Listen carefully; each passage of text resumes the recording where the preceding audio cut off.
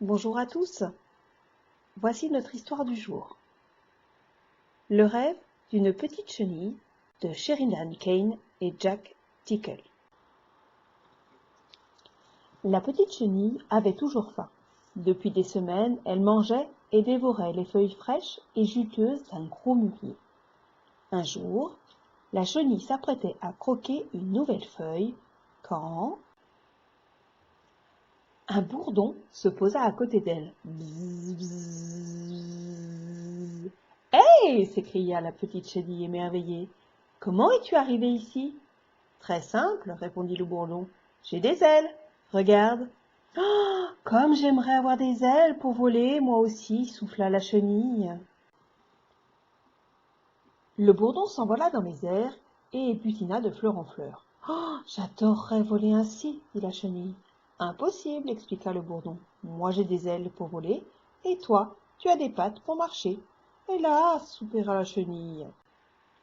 Le bourdon voltigea vers le buisson voisin. Ce spectacle avait donné grand faim à la petite chenille, et elle mangea et dévora tant et si bien que l'heure était venue de se coucher.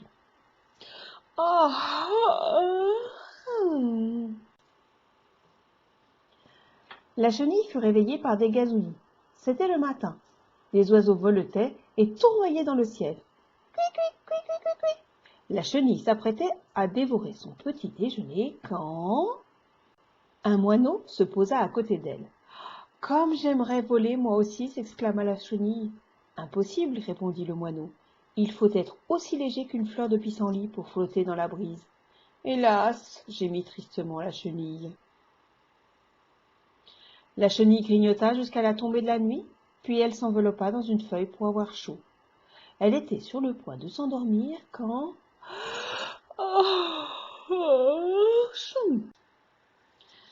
Un papillon se posa gracieusement à côté d'elle. « Comme j'aimerais voler moi aussi !» s'écria la chenille. « Mais je suis trop grosse et j'ai des pattes au lieu d'avoir des ailes. » Le papillon sourit discrètement et dit « Qui sait?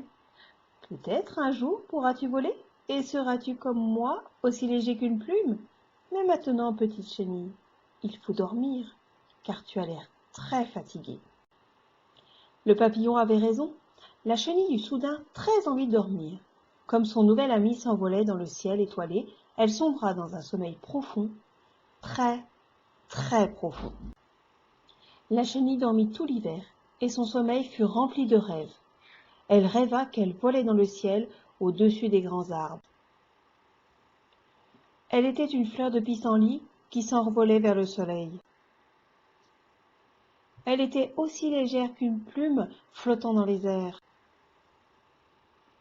Lorsque la chenille se réveilla, elle sentit la chaleur du soleil printanier.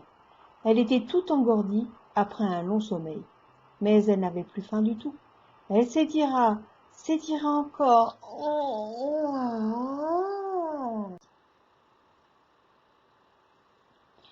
Et le vent emporta la chenille dans le ciel. La chenille n'était plus trop lourde, elle n'était plus trop grosse, elle avait des ailes, de merveilleuses ailes de papillon. « Youpi !» s'écria le petit papillon. « Je vole ! Je vole ! Waouh !»